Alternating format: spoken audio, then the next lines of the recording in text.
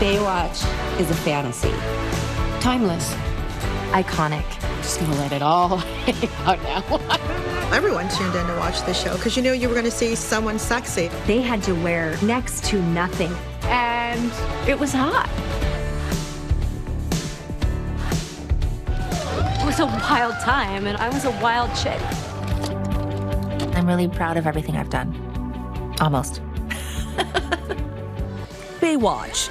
It was a show that took the 1990s by storm.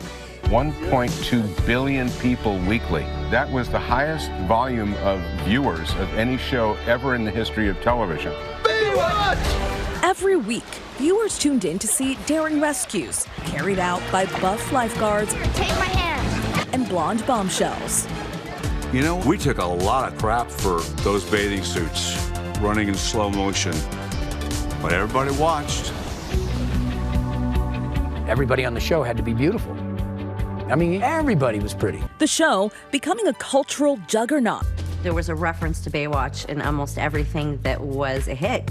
Simpsons, Well, I heard it on Baywatch. American Dad, Why were you keeping the exciting world of lifeguards from me?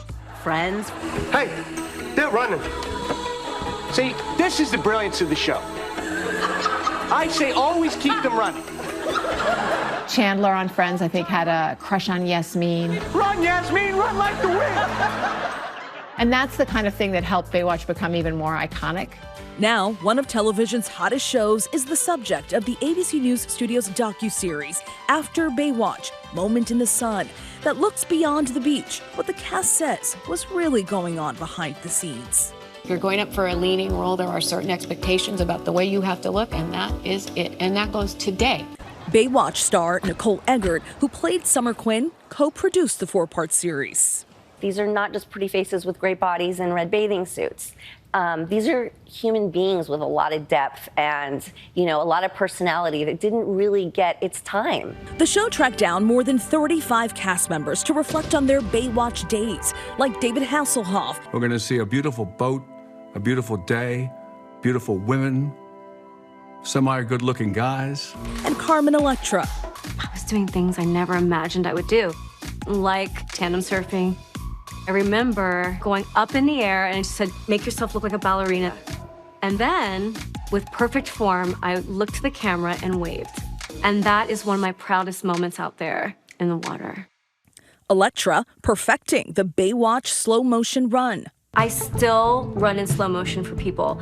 It's become this worldwide thing. Carmen Electra would actually show people how to do the slow motion run on shows like Bravo's Watch What Happens. You run and you breathe and you kind of make it serious. And I'm game. I love it.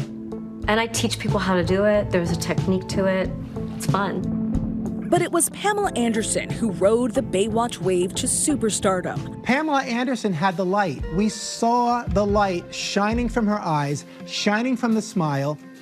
She moved to Los Angeles and started appearing on the cover of Playboy magazine before auditioning for Baywatch.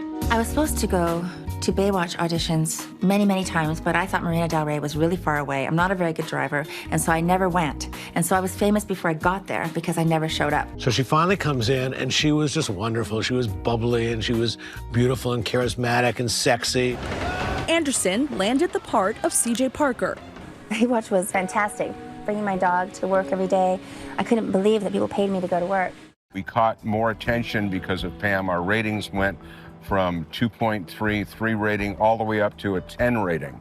So we tripled our ratings, and we realized that we had something going here. People watched her. We all watched her.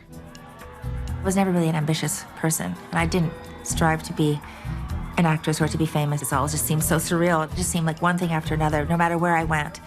It just seemed like that's what I was meant to do.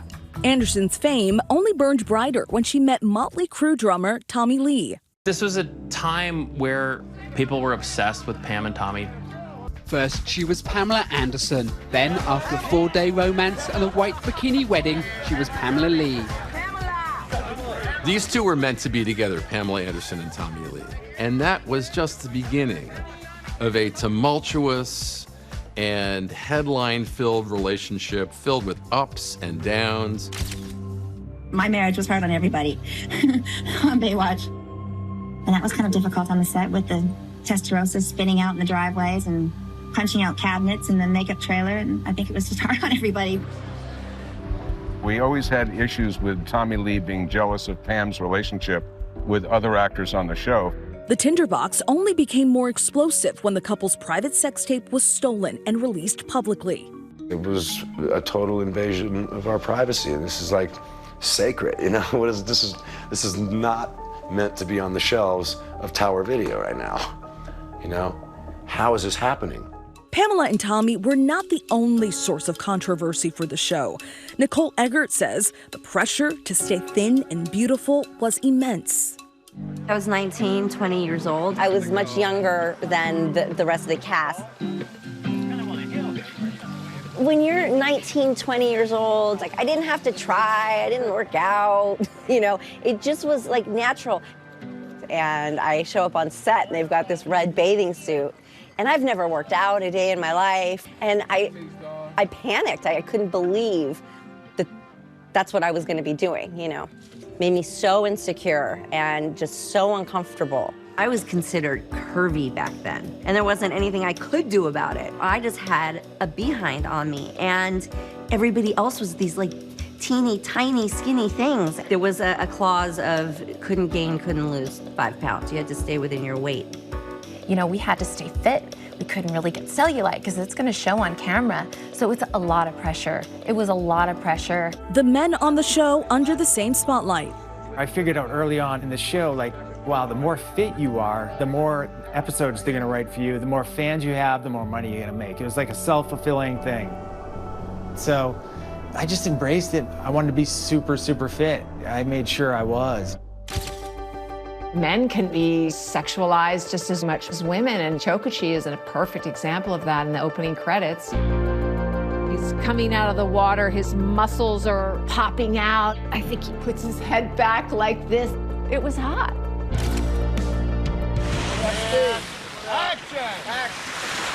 When we were filming on the beach, we had a thing called the rolling six-pack.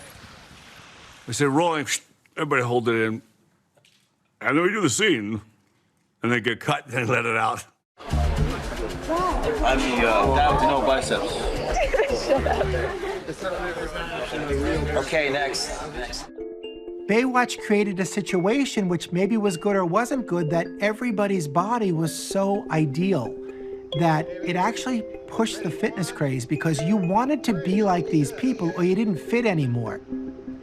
Eggert, who is currently battling breast cancer, says the show was more than just those red bathing suits.